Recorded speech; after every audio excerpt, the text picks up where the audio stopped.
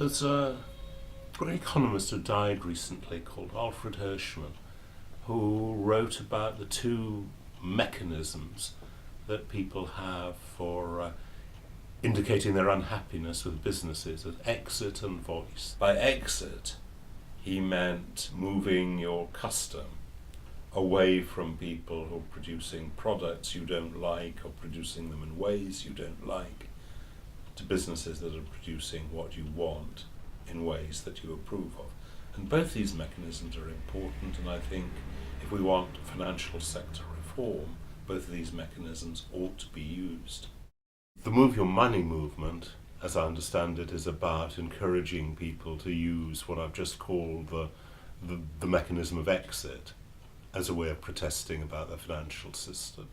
That it's saying that one of the ways in which we can change behaviour is by placing our funds with people who have the right kind of values. And I think that can be rather effective if enough people do it, and if you have organisations that both have the right kind of values and can offer competitive products. The key obvious problem is that two very large banks in the UK essentially collapsed in 2008 and were virtually nationalised by the government. So that's the immediate problem. But it's the product essentially, and this is true a problem in the financial system generally, but it reaches its most acute form in the banking system, that we've replaced culture that used to be based on relationships in the financial system with one that's dominated by transactions and trading.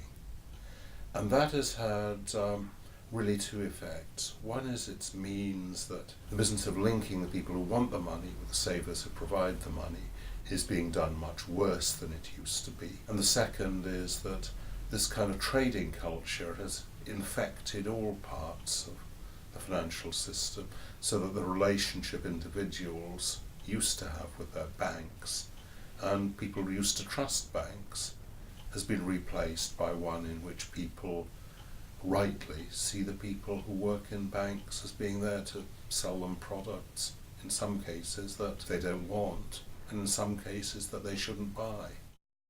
I think we have to use the public ownership of these banks to make these banks perform in the ways we want banks to behave.